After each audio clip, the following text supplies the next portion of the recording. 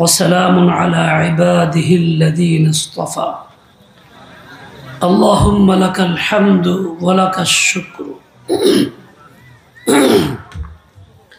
اللهم لا أحصي ثناء عليك أنت كما أثنيت على نفسك اللهم لك الحمد كالذي تقول وخيرا مما نقول أما بعد فقد روي عن ثوبان رضي الله تعالى عنه أنه قال قال رسول الله صلى الله عليه وسلم يوشك الأمم أن تداعى عليكم كما تداعى الآكلة إلى قصعتها فقال قائل ومن قلة نحن يومئذ يا رسول الله قال بل أنتم يومئذ كثير ولكنكم غثاء كغثاء السيل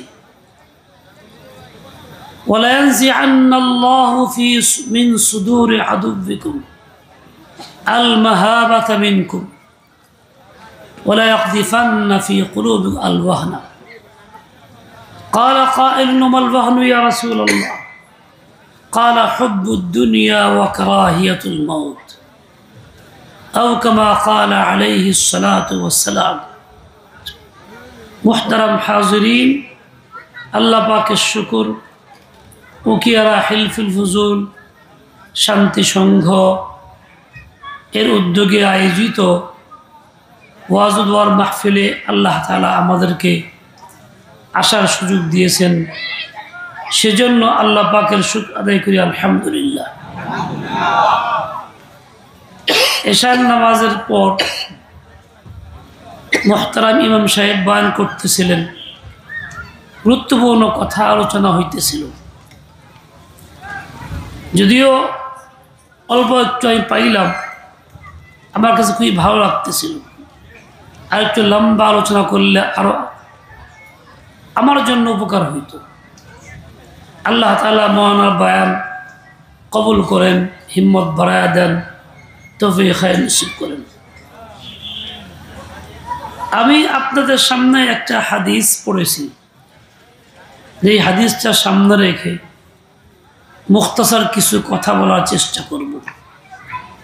আপনারা দোয়া করেন আল্লাহ তাআলা এমন কিছু কথা বলার তৌফিক দান করেন যে এই কথার মধ্যে আমারও ফায়দা হয়, আপনাদেরও ফায়দা হয়। দোয়া করতেছেন তো? কই কি দোয়া করলেন? কিছুই তো করলেন না। না আমিন তো দোয়া না, আমি ইনশাল্লাহও দোয়া না, এটাও দোয়া না। আমি যে বিষয়ে দোয়া চাইলাম ওই বিষয়ে আপনাকে বলতে হবে। আপনি বলবেন যে আল্লাহ পাক তৌফিক দান করেন, না আপনি এই কথা বলবেন, হ্যাঁ এইটা হলো দোয়া। এখন আমি বলবো আমিন, বললেন সবাই, এইটা হলো দোয়া। এতটাই আমরা বেখবর কোনটা দোয়া তাও জানি না, এবং দোয়ার মধ্যে কি বলতে হয় তাও জানি না। একজন লোক বললে চাচা পরীক্ষা দিবার যায় দোয়া করেন, বললো আমিন। কি দোয়া হইল কর?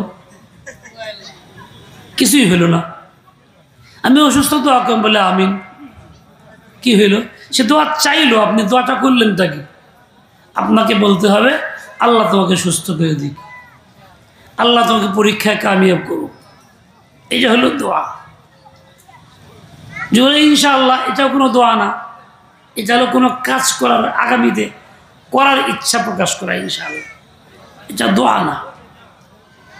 আমরা দোয়াগুলিও শিখি নাই, কিভাবে করতে হয় তাও জানি না।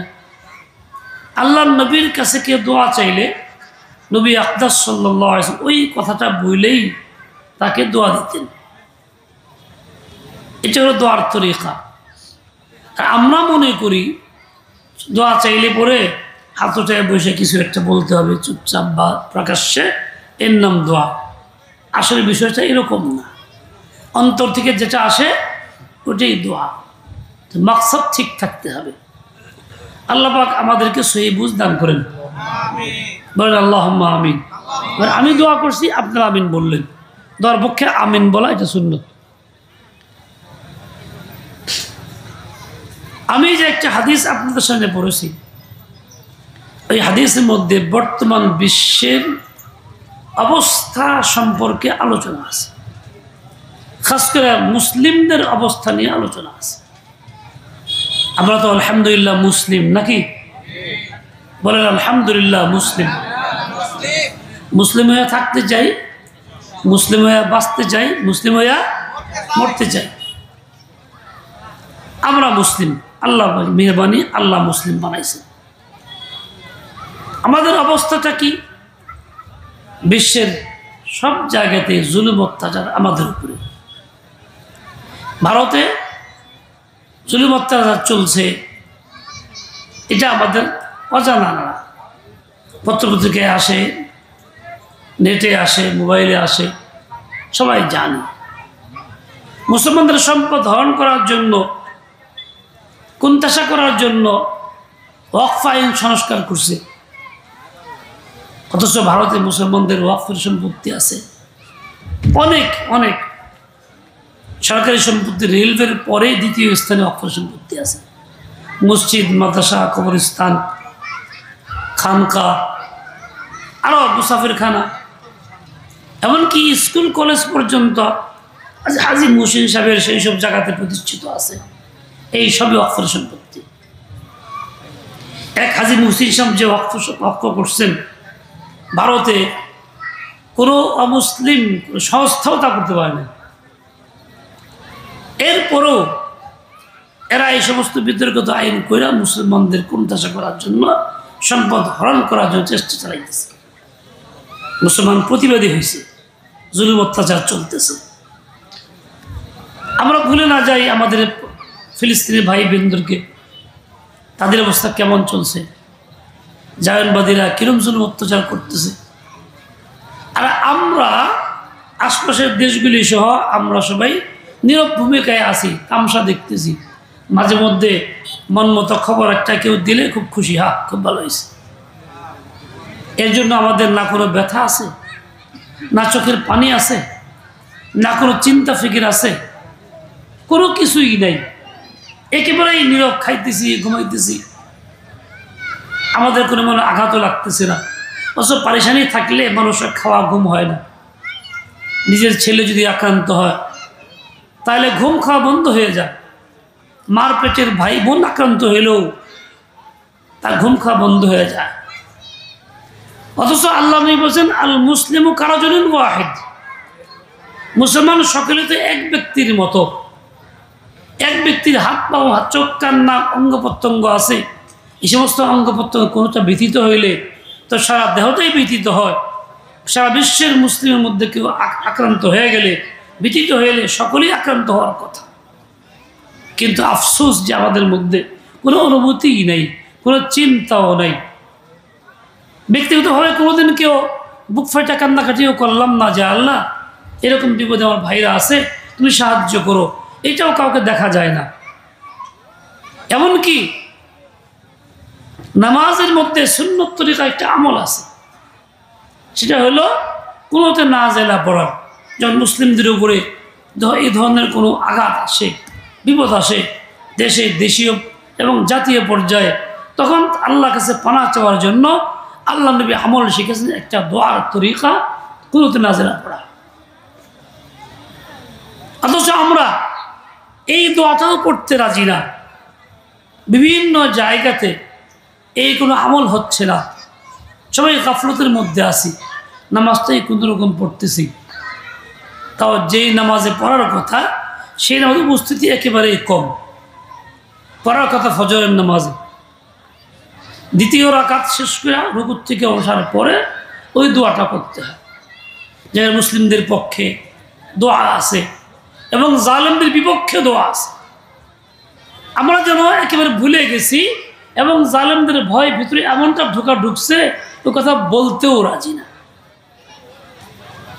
এর দ্বারা কি বোঝা গেল? আমরা কি নবীর তরিকায় আসি না নাই? জোরে বলেন, আসি না নাই? এরকমই থাকবো না পরিবর্তন আসবে? কেমনে আসবে? এক বাতিল পীর, বেশরফি, সে গেছে মুরিদের বাড়িতে। তারা তো মুরিদের বাড়িতে গেলে খায় দায় ঘুমায়, বিভিন্নভাবে অন্যায়ভাবে খিদমত নেয় এবং খানা দাওয়া ভালো হইতে হয়, বিভিন্ন জিনিস হাদিয়া তোফাও নিয়ে যায়। তো এই বেচারা গরিব মানুষ যা বাড়িতে গেছে, কয়েকদিন খুব মেহমানদারি করছে, যে বিশ্বাস আসছে। এই মেহমানদারি খায়া খুব আরামসে থাকে আর যায় না, যাওয়ার নাম নয়, ভালোই তো খাওয়াইতেছে, সুবিধা হয়েছে। একদিন মুরিদ বাচ্চারা খুব কান্নাকাটি শুরু করছে, বিলাপ শুরু করছে। তো বলে, কি হয়েছে, তুমি কান্দো কেন? বলে, আমি আক্ষেপ করতেছি, কান্নাকাটি করতেছি দুঃখে। দুঃখ কি? আপনি আমার বাড়িতে আর আসবেন না, গরিব মানুষ, আর তো আসবেন না, এই জন্য। বলে, কও কি তুমি? আমি তো আসবো, বাবার আসবো। তুমি যে মেহমানদারি করলা, যে আপ্যায়ন করলা, আসবো না মানে? সে বলল, না, আপনি আসবেন না, আমার বিশ্বাস আপনি আসবেন না, কোনো ক্রমেই আসবেন না। তো এক পর্যায়ে বলছে, না, তুমি নিশ্চিত জেনে রাখো তুমি আসবে। তাহলে সেই বেচারা বললো, হুজুর আপনি গেলে তো আসবেন, জানি তো না আসবেন কেমনি। আপনি গেলে তো আসবেন, তার মানে সরাসরি যাইতে তো বলতে পারতেছে না, এই প্রক্রিয়া যাওয়ার জন্য উৎসাহিত করতেছে, আর সে তো গাইরে বসছে। তখন আমরা বলি যে হ্যাঁ ঠিক হবে, পরিবর্তন হবে। হবে কেমনে? বিশ্বাসের মতো গাড়ি বসে থাকলে এরকম, যেরকম আছে ওরকমই থাকবো। তাহলে তো এই পরিবর্তির মতো বলতে হবে যে আপনি তো বদলাবেন কেমনে, আপনি তো গ্রহণই করেন না, কেমনে বদলাবেন? ও ভাই, অত্যন্ত আফসোস না, দুঃখজনক বিষয়। মুসলিম দাবি আছে, কিন্তু বাস্তবে মুসলিমের খাসলত আমার মধ্যে হারায় ফেলছে, নাই, অন্তত অন্তরে ব্যথাটা পর্যন্ত রাখতে পারি নাই। আল্লাহ আমাদের হেদায়েত দেন, সেই বুঝ দিয়ে দেন, হেদায়েত দেন, সেই বুঝ দিয়ে দেন। বর্তমান বিশ্বের জুলুম অত্যাচার যে পরিমাণ চলছে মুসলিমদের উপরে, এই অবস্থায় সারা বিশ্বের মুসলমানদের উপরে জিহাদ করা ফরজ হয়ে গেছে। প্রত্যেক মুসলিম রাষ্ট্রের কর্তব্য হলো খোলাখুলি ঘোষণা দিয়ে জিহাদ করা, ওই মুসলমান ভাইদের সহযোগিতা করা, তাদের জন্য সার্বিক যা সম্ভব সব কিছুই করা। আমি আপনি এতটাই দুর্বল হয়ে গেছি, এতটাই গাফিল হয়ে গেছি, 2টা টাকাও তো ফিক্কে দিতে পারতাম, যে চলো এই 2 টাকা ওই ভাইদের কল্যাণে দিয়ে দিলাম। ব্যবস্থাপনা আছে, সরকারি সংস্থা আছে, সরকারি রেজিস্ট্রেশন করা, যারা পাঠায় দেয়, কোনো ফিকিরও তো করলাম না, চিন্তাও করলাম না। আমি আরামসে খাইতেছি, ঘুমাইতেছি, নাকে তেল দিয়া, ঘুমো ভাঙবে না, এমন ঘুমাইতেছি ফজর নামাজে উঠতেও পারি না। তো বলছিলাম, ফজরের জন্য নামাজ যে পড়তে হয় ফজরের সময়, ওই নামাজের 2য় রাকাতে রুকু থেকে ওঠার পরে যে দোয়া পড়তে হয়, তার নাম কুনুতে নাযিল, যেখানে মুসলমানের পক্ষের দোয়া, হেদায়েতের দোয়া, ওই জালেমদের বিপক্ষের দোয়া আছে। আচ্ছা বলেন তো ভাই, নিজে একান্ত না পারলেও সকলের সম্মিলিত চেষ্টার দ্বারা এই প্রত্যেক মসজিদগুলির মধ্যে কুনুতে নাযিল শুরু করতে পারি না? ইচ্ছা করলে পারি তো, ইচ্ছা করলে। কথা বলে না, কেমনি পরিবর্তন হইবেন? ব্যাপারটার মতো কোয়া লাগে, হিম্মতই নাই। আপনি কোনো এক মুসলিমের মুসল্লি, আপনি আলোচনা করবেন, ইমাম সাহেবের সাথে কথা বলবেন, কমিটিকে বলবেন, তারা এই বিষয়ে উদ্যোগ নেবে, কুনুতে নাযিল পড়বে, দোয়া করবে, আপনার দ্বারা আমিন বলবে, যা না থাকলে জেনে নেবে আলেমের কাছ থেকে। তাহলে তো কমস কম বোঝা গেল আপনি আল্লাহ তাআলা বান্দাদের প্রতি আন্তরিকতা আপনার আছে। এক বেচারা কয়েকজন সন্তান মারা গেছে ফিলিস্তিনে, ছোট ছোট বাচ্চা, ছোট্ট এক বাচ্চার মৃত্যুর সময় বাপ কান্দে বলতেছিল, বাবা যাও, আল্লাহ চলে যাও, এই জগতে যাইতেছ, তুমি একটা কাজ করবা, আল্লাহর কাছে বলবা মুহাম্মদুর রাসূলের সঙ্গে দেখা হবে, তাকে ফরিয়াদ করবা যে হে আল্লাহ রাসূল, আমরা ছোট বাচ্চারা শহীদ হয়ে গেছি, কিন্তু আমাদের মুসলমান ভাইরা তারা ঘুমে রয়ে গেছে, তারা আমাদের জন্য আগায় আসতেছে না, ফরিয়াদটা করবা।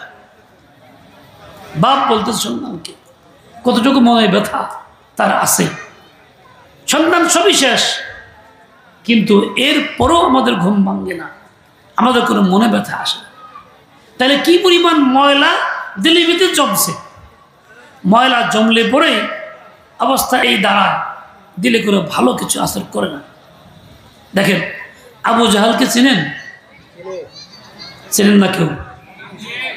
চিনেন আবু জাহাল কে? নবী ইসলামের দুশ্মন, নবীর দুশ্মন, বংশীয় চাচা, তার নাম আবু জাহাল। নাম ছিল একসময় আবুল হিকাম। আবুল হিকাম মানে খুব বুদ্ধির বাপ, অনেক বুদ্ধিদার আসল, সমাজের নেতৃত্ব দিত, বিচার আচার করত। এর নাম ছিল আবুল হিকাম। কিন্তু ফল হয়েছে কি, দিন গ্রহণ না করার কারণে তার নাম হচ্ছে আবু জাহাল, মানে মূর্খের পিতা, চরম মূর্খ। আবু জাহাল একদিন বলতেছিল মুহাম্মদুর রাসূলুল্লাহ সাল্লাল্লাহু আলাইহি ওয়াসাল্লামকে, মুহাম্মদ, পৃথিবীতে তোমার চেয়ে এত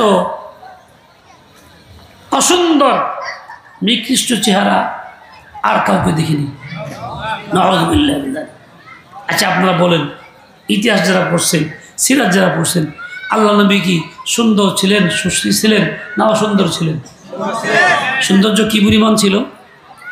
সারা বিশ্বের সমস্ত সৌন্দর্যকে ভাগ করলে অর্ধেকটাই ছিল মুহাম্মদুর রাসূলুল্লাহ সাল্লাল্লাহু আলাইহি ওয়াসাল্লাম একার ভিতরে।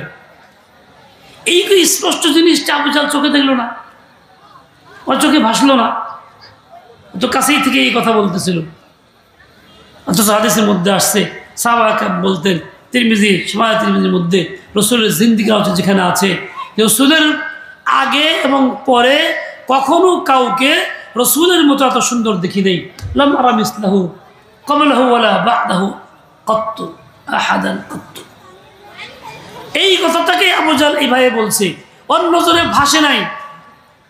কেন বসে নাই? মুহাদ্দিসিন বলছেন আসলে ওর দিলের ভিতরে কুফর শিরকের কারণে, নবীর সঙ্গে দুশ্মনির কারণে, নবীর প্রতি এই খারাপ ধারণার কারণে এই সমস্ত ময়লা দিলে এমন জমছে, পুরা দিলটা ময়লায় একেবারে আক্রান্ত হয়ে ছায়া গেছে। মানুষের দিল তো উজ্জ্বল থাকে, আলোকময় থাকে, আল্লাহর নাম নিয়ে তার মধ্যে নূর ঢুকে, নূরে নূরান্বিত হয়, একটা সাফ পরিষ্কার আয়নার মতো হয়ে যায়। একটা আয়না চোখ দেখার জন্য, মুখ দেখার জন্য, ওই আয়নার মধ্যে যদি সরিষার তেল লাগে কিংবা হাতে সরিষার তেল মাখছিলাম, ওটা যদি একটু লেপ দেওয়া হয়, তাহলে ওই আয়না ঘোলা হয় না পরিষ্কার হয়? তো চেহারা দেখা যাবে। দিল তো মুমিনের আয়না থাকে, ওই দিলের ভিতরে স্বচ্ছতা আছে, পরিষ্কার পরিচ্ছন্নতা আছে। যখন ভালো জিনিস দেখে, ঈমানের বিষয় দেখে, নূরের জিনিস দেখে, স্পষ্ট উজ্জ্বল আলোকময় হয়, সবকে বুঝতে পারে, তার কাছে খুব ভালো লাগে। কিন্তু গুনাহ যখন করতে শুরু করে দেয়, গুনাহ করতে করতে দিলটা একদম ময়লা আবর্জনা ভরে যায়, ওই দিলে কালো হয়ে যায়, খোলা হয়ে যায়, তখন তার কাছে কোনো কিছু ভালো লাগে না, দ্বীনের কোনো কথাও ভালো লাগে না, নূরের কোনো কথাও ভালো লাগে না, কালিমাও মজা লাগে না, কোরআনও মজা লাগে না, মুহাম্মদুর রাসূলুল্লাহর তরিকাও মজা লাগে না, মুহাম্মদের নামটাও মজা লাগে না, চেহারাটাও মজা লাগে না, চেহারা বাসেই না। এই জন্যই আবু জাহল বলছিল, তোর মতো এত অসুন্দর বৎসরত পৃথিবীতে কাউকে দেখিনি। অথচ মুমিন কি বলছে? রাসূলের মতো এত সুন্দর চেহারা পৃথিবীতে আগেও দেখি নাই, পরেও দেখি। কেন? মুমিনের অন্তরে ঈমানের নূর আছে, তার অন্তরটা আয়নার মতো স্বচ্ছ আছে, স্বচ্ছ আয়নার মতো, যার জন্য পরিষ্কার দেখতেছে। আর ওই বেওকুফের দিলের ভিতরে শুধু ময়লাই ময়লা আছে। আজকে আমি যে মুসলিম পরিচয়ে থাকতেছি, আমার কাছে যদি রাসূলের কোনো তরিকা এরকম না ফোটে, ভালো না লাগে, আমার দিলের ভিতরে যদি এটা না ঢুকে, যেমন আল মুসলিমও কারো জন্য ওয়াহিদিন বলা হয়েছে, মুসলমান সবাই তো এক ব্যক্তির মতো, কি আমার ভিতরে এটা আসলো না, আমি ফিকিরও করি না, আঘাতপ্রাপ্ত হই না, দুশ্চিন্তাও জাগে না, স্বপ্নেও কখন ভয় পাইলাম না যে হারে কী অবস্থা হইল, এটাও হইল না। তার মানে কি বোঝা গেল দিলের ভিতরে ময়লা কিছু জমছে, নাকি ময়লা কিছু জমছে। এখন দিলের ময়লার কারণে দিল আয়নের মতো স্বচ্ছ আর নাই, ঘোলা হয়ে গেছে, যেন রাসূলের তরিকা ভালো লাগে না। এই অবস্থা কেন হইতেছে? এই যে হাদিসটা পড়ছিলাম, হাদিস আজীব একটা কথা আসছে। রাসূল আকরাম সাল্লাল্লাহু আলাইহি ওয়াসাল্লাম বলেন, অতি নিকটেই এমন হবে, বলছেন 1400 বছর আগে, সাহাবায়ে কেরাম লক্ষ্য করে বলছেন, এমন এক সময় অতি নিকটেই আসবে যখন সমস্ত কাফেররা একত্রিত হইয়া মুসলমান নিধন করার চেষ্টা করবে, ধ্বংস করার চেষ্টা করবে। কিরকম করবে? সারা বিশ্বে থেকে এক হয়ে যাবে। বলে একটা খানার দস্তখান বিছায়া কোনো লোক আয়োজন করে লোকজন দাওয়াত দিছে, লোকজন ডাকে, আসেন ভাই তাড়াতাড়ি আসেন, এখানে বসেন, এটা খান, এটা নেন, ওইটা নেন। সে যেমন লোকজনকে বসাইতেছে, দাওয়াত দিতেছে, বলি আলহামদুলিল্লাহ, ইন্না লিল্লাহি ওয়া ইন্না ইলাইহি রাজিউন। ভাই আসো, বসো, এটা খাও, এটা খাও, বিতরণও করতেছে। এই যে একে অপরকে ডাকতেছে খাওয়ার জন্য, ঠিক এইরকমই সমস্ত কাফেররা একত্র হইয়া মুসলমানকে ধ্বংস করার জন্য, খাওয়ার জন্য মরিয়া হয়ে থাকে। এক সাহেব বলে, ইয়া রাসূলুল্লাহ,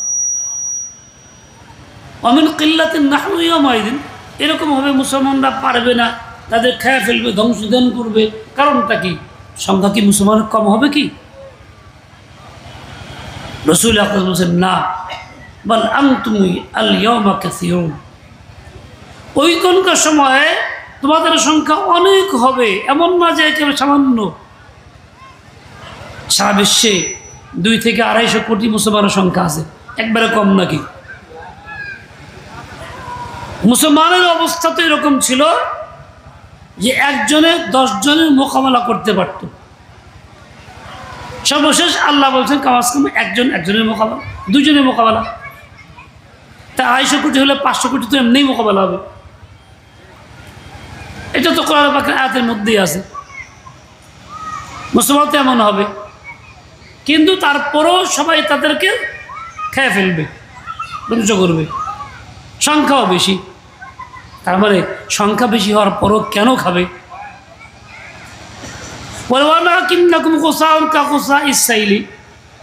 মুসলমান সংখ্যা আধিক্য থাকলেও তাদের অবস্থা এমন হবে, তারা যেন ভাসমান ঘাস পাতার মতো। বৃষ্টি যখন আসে, পানি যখন সব ড্রেন দিয়ে বা কোনো খাল দিয়ে চলে, তো বৃষ্টির পানিতে অনেক ঘাস পাতা কুড়াকার সব ভাসায় নিয়ে যায়, ওগুলো পানির সঙ্গে স্রোত চলতে থাকে। তোমরা ওই রকম ওই মরা ঘাস কুটার মতো, যাদের কোনো হাইসিয়াত নাই, যাদের দিলের ভিতরে প্রকৃত ইসলামের আজমত নাই, যাদের দিলের ভিতরে ইমানটা পাকা নাই, শুধু নাম থাকবে, সংখ্যাগরিষ্ঠতা থাকবে, আধিক্য থাকবে, বাস্তবে কিছুই নাই। ওয়ালাকিন্নাকুম গুসাউন কাগুসাইস সাইলি, ওইরকম অবস্থা যখন তৈরি হবে, তো আল্লাহ তাআলা আরো 2টা কাম করবেন। মানে দুশ্মনদের দিল থেকে আল্লাহ পাক তোমাদের ভয়ভীতি হটায় দেবেন। ওয়ালা ইয়ানজিআন্নাল্লাহু মিন সুদুরি আদুবিকুম আল মাহাবাতা মিনকুম। টঙ্গী ইস্তেমা যারা গেছেন, অনেক দেখছেন তারা অনেক ভিক্ষুক আসে। ওই ভিক্ষুকরা ভিক্ষা করে বিভিন্নভাবে বিভিন্ন কাইফিয়াতে পাওয়া যায়। একটা ঠেলা গাড়ি আছে, তার মধ্যে একজন ভিক্ষুক বসে রয়েছে, পাওটা ফুলে এত বড় মোটা, এরকমও দেখা যায়। একটা পাও অনেক বড় মোটা, অনেক ভারী। এই যে পাওটা ভারী মোটা, এটা কি সুস্থতা না অসুস্থতা? যদি বলেন অসুস্থতা। এটা কি খুব শক্তিশালী না দুর্বল? আসলে বাস্তবে দুর্বল। এরকম পাওয়ালা একজন মানুষ তার বিবিরে মাঝে মধ্যে ধমক টমক দেয়, এই উল্টা পাল্টা দেখছোস, যে পাও দেখছোস, একটা রাত্রে যে মারমু একবারে শেষ। আর বিবি তো পাও দেখার ডরায় খালি ওইভাবেই চলে, অন্তর ভয়ভীতি পোষণ করে। এরপরে একদিন খুব বেশি রাগ উঠছে, হ্যাঁ এই পাও দিয়ে লাথি মারতে গেছে, পাও তো ওজন বেশি, ঝেড়া মারলেও পাও তো লাগে নাই, হালকা একটু শুয়েছে কোন রকম। বিবি কয়, কি করলাম তা ভুল জীবন ভরা, এই পাওয়ার জোড়া এলাম, হ্যাঁ রে এমন তো কিছুই না। এখন স্ত্রীর দিল থেকে ভয় চলে গেছে। আমি আপনি ইমানদার মুসলিম, এই আমার হুঙ্কার, আমার দাবি, আমি এই করবো সেই করবো, দোয়া করবো, দোয়া সব উল্টায় যাবো গা, এইসব চিন্তা আমার আছে, দাবিও করতেছি। কিন্তু কাফেররা দেখতেছে আমার তো ওই ফুলা পাওয়ালার মতো শক্তি কিন্তু আমাদের নেই। এই জন্য আমার এই লাত্তি থেকে কাম আসতেছে, ও জানে যে লাত্তি কামা লাগবে না, হংকার কাজে আসবে না।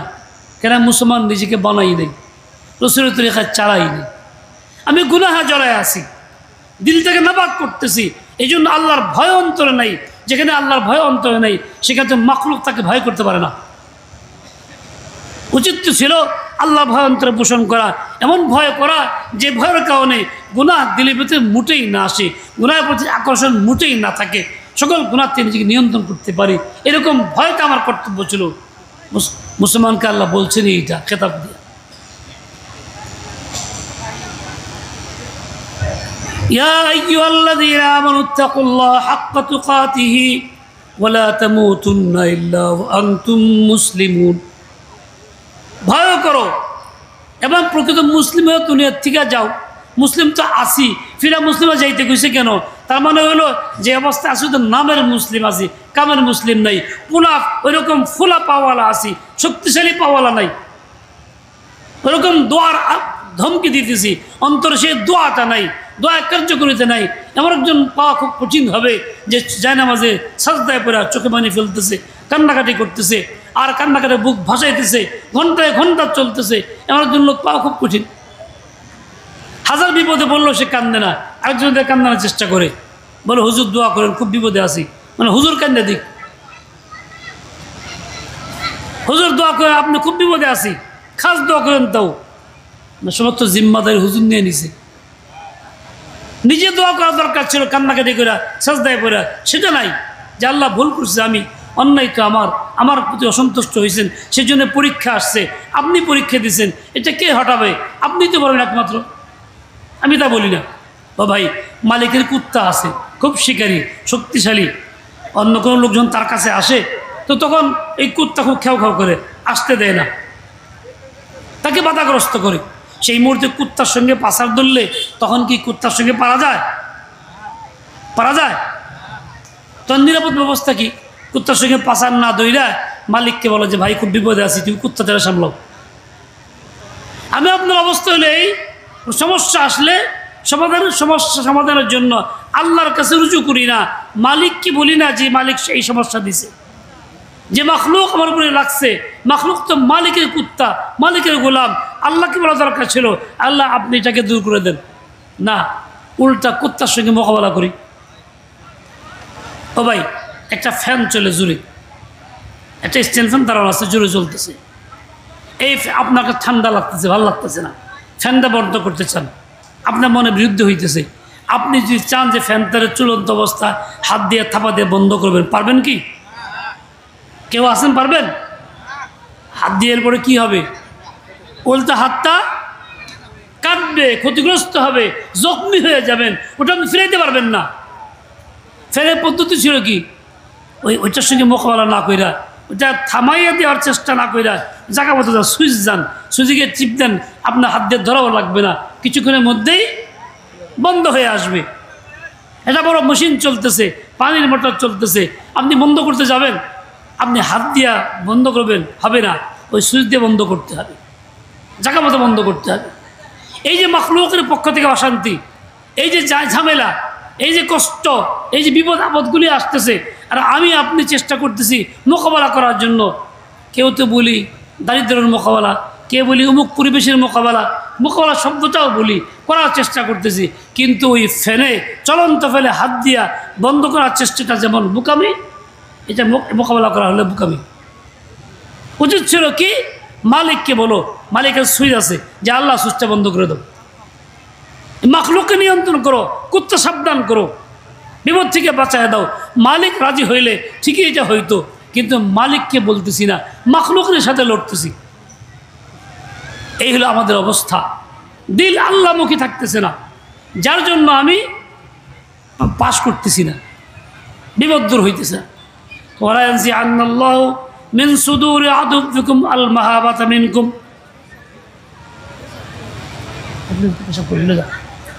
আল্লাহ পাক তোমাদের দিল, তোমাদের দুশ্মনদের ভয় তোমার দুশ্মনদের দিল থেকে বের করে দিবে, ওরা আমাদের ভয় করবে না। তার সাথে ওয়ালা ইয়াকযিফান্না ফী কুলূবিকুম আল-ওয়াহনা, তোমাদের দিলের ভিতরে আল্লাহ ওয়াহান পয়দা করবেন। তাহলে ওয়াহান কি জিনিস? ক্বালা কায়লুন মাল ওয়াহানু ইয়া রাসূলুল্লাহ, ক্বালা হুব্বুদ দুনিয়া ওয়া কারাহিয়াতুল মউত। দুইটা বিষয়, একটা দুনিয়াকে ভালোবাসা, একটা হলো মৃত্যুকে অপছন্দ করা। আজকে আমরা সারা দুনিয়ার লোকজন মুসলিমরা এইভাবেই আক্রান্ত। দুনিয়া আমার মাকসদ, দুনিয়ার জন্যই ব্যস্ততা, দুনিয়ার জন্যই চিন্তা চেতনা, দুনিয়ার জন্যই মেহনত, দুনিয়ার জন্যই কাজকর্ম, সব খালি দুনিয়া দুনিয়া দুনিয়াই। মৃত্যুর জন্য প্রস্তুতি নেই, বরং মৃত্যুকে ঘৃণা করি, অপছন্দ করি, বাঁচার চেষ্টা করি, খালি কেমনে থেকে কেমনে দীর্ঘদিন বাঁচবো আর দুনিয়া ভোগ করব, এই ফিকির হয়। সাহাবা কিরামদের এই ফিকির ছিল না। এই জন্য সাহাবা কিরামের সংখ্যা কম থাকলেও কাফিরদের দিলের ভিতরে ভয় ছিল, হাইবত ছিল, তারা মোকাবেলা জয়ী হয়ে গেছেন। আর আমরা এইটা ভুলে গেছি, সাহাবাদের জিন্দগি বলছি, রসুলের জিন্দগি বলছি, দিলের ভিতরে এইটা আর নাই, যার জন্য এই রোগ আমাকে আক্রান্ত করছে। এখন দুশ্মন আমাদের ভয় করে না। এর মোকাবেলা আমাকে কেমনে করতে হবে? আগে চিকিৎসা করতে হবে। আমি যাতে দুনিয়াকে ভালো না বাসি, আমি যাতে মৃত্যুকে পছন্দ করি। এই চিকিৎসা কেমনে আসবে? একাকি আসবে তা কিন্তু আসবে না। কোনো এমন ব্যক্তি যিনি চিকিৎসক, রুহের চিকিৎসা জানেন, তার কাছে আমাকে যাইতে হবে, তার সাথে সম্পর্ক করতে হবে। ও ভাই, আমি আপনি মুসলিম, আমার ইসলাম ঠিক থাকতেছে কিনা, ইমান ঠিক থাকছে কিনা তা আমাকে চিন্তা করতে হবে। এই যে আজকে মুসলিম পরিচয়ে আসি, উপরের লেভেল আছে, দাবিও আছে, আলহামদুলিল্লাহ ভালো, সেজন্য খুশি আনন্দিত। কিন্তু মনে রাখতে হবে, ইসলাম এর কোনো একটা আদেশ যদি আমি অপছন্দ করি, ঘৃণা করি, তাহলে ইমান কিন্তু থাকে না। ইমান যখন থাকে না, ইসলামও থাকে না। যদিও নামাজ পড়ি, যদিও রোজা করি, যদিও অন্য কিছু আমল করি, ঠিক তেমনি কুফরকে যদি পছন্দ করি, কুফরের কোনো কাজকে যদি পছন্দ করি, তাহলে কিন্তু ইমান থাকে না। ইমান না থাকলে ইসলামও থাকে না। বাস্তব জীবনে তালাশ করতে গেলে বহু কুফর পছন্দ করি আমরা, এবং ইসলামের বহু হুকুম হাকামকে আমরা তুচ্ছ তাচ্ছিল্য করি, অস্বীকার করি বাস্তব জীবনে, যার জন্য উপরে আছে মুসলিমের লেভেল, দিলের ভিতরে ইমান নাই। কাজে দিলের ভিতরে ময়লা ভালো করে জমছে।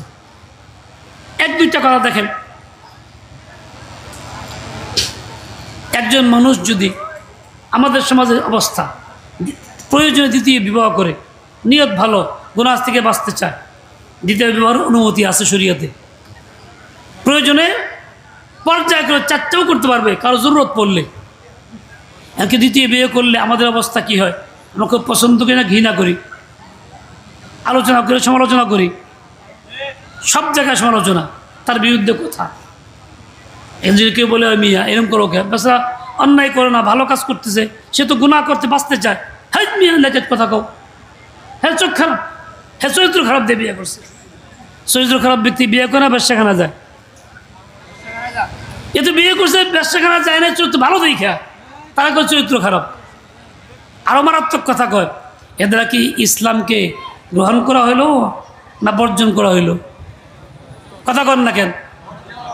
ইসলামকে অপছন্দ, ইসলাম হুকুমকে অপছন্দ করা হইল, এই জন্য গালিটা এরকম দেয়, এই সমালোচনা এই জন্যই করে। এর দ্বারা কিন্তু বহু মানুষ ইমান নষ্ট হয়ে যেতেছে। ইমান যখন থাকতেছে না তো আর কি, আর ইসলাম কি থাকবে? এরকম অনেক কাজ আছে। দেখেন, ধর্মনিরপেক্ষতা, এটা কি ইসলাম না কুফর? যদি বলেন কুফর। ধর্মনিরপেক্ষতা কথা বলি, পছন্দ করি, পক্ষে থাকি, সমর্থন করি, এসব চলে আসতেছে, দীর্ঘদিন চলতেছে। আমরা নামাজ কালাম করি, উমরা করি, প্রতি বছর উমরা যাই, মাদ্রাসা দান করি, মুসলিম টাকা দেই, বাহ্যিক নেক কাজও কিছু করি, কিন্তু কুফর সমর্থন করি দিলের ভিতরে।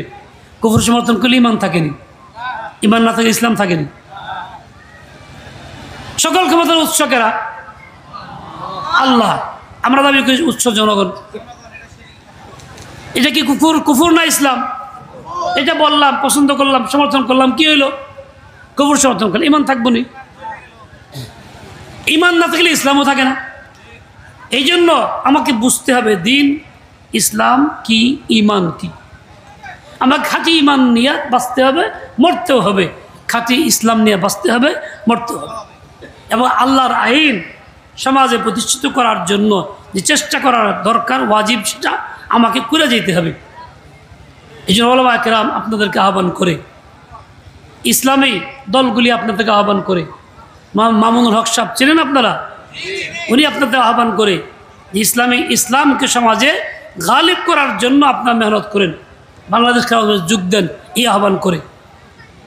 আর যদি আমি চুপচাপ থাকি, এখানে সমর্থন করেই যাই, ইমান নিয়ে থাকতে পারবো? কে পারবো থাকতে এরকম ইমান নিয়ে? পারবো না। আচ্ছা, ইমান নিয়ে থাকতে চাই কেনা?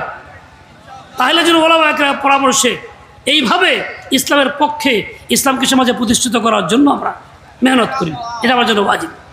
আগামী 3 তারিখ ঢাকাতে হেফাজতে ইসলাম আহত মহাসমাবেশ। কি জন্য? নারী সংস্কার কমিশন কতগুলি সুপারিশ করছে, তার মধ্যে 12টা বিষয় আমার আছে সরাসরি কোরআন বিরোধী, সাংঘর্ষিক, ইসলাম বিরোধী। আমরা মুসলিম হিসাবে এগুলি কি মানতে পারি? সমাজে প্রতিষ্ঠিত হোক কেউ চাই? আমরা জীবন থাকতেও চাইতে পারি না, চাবো না। মোকাবেলা করা ইমান, আমার দায়িত্ব, আমার ইমান। কাজে এর প্রতিবাদে সমাবেশ ডাকছে, এই সমাবেশে হাজির হওয়া ইমানই দায়িত্ব। সকলে মিলে সেখানে হাজির হব। 2-1টা বলি, তার মধ্যে একটা আছে এই, যেটা শুনলে আমাদের কিছু লোক খুব খুশি হয়। নারী পুরুষের সম্পত্তি, উত্তরাধিকার সম্পত্তিতে সমান অধিকার। কোরআন বলছে সরাসরি বলছে ভাইয়ের অংশ বোনের হবে ডবল। ভাই বোন এক বাপের সন্তান, কিন্তু সম্পত্তির ক্ষেত্রে আল্লাহ বলছেন তার অর্ধেক, তার ভাইয়ের ডবল। মানে আর তারা বলছে সমান অধিকার দিতে হবে। তাহলে কোরআন বিরোধী হলো, কোরআনের পক্ষে হইল? কোরআন বিরোধী কোনো কাজে সমর্থন করলে, পছন্দ করলে ইমান থাকেনি। ব্যাখ্যা ওলামা কেরাম দিবেন। বলে যে কি করব, বোনের যায় না, বোনের দেয় না কারণ প্রাপ্য অধিকার আদায় করে দাও। তার মানে এই না বেশি করে দাও, কম দেয় যদি না দেয়, বেশি করে কি আরও দিব নাকি? যেটার অধিকার আছে আল্লাহর আইনে, ওটা অধিকার দাও। ও ভাই, কোনো দুর্ঘটনা ঘটলে আমরা কি চাই? বিচার চাই। বলি কি অমুকের ফাঁসি চাই, ফাঁসি চাই, বলি না? এলাকায় ধর্ষণ করছে অথবা খুন করছে, আমরা মিছিল মিটিং করি, অমুকের ফাঁসি চাই।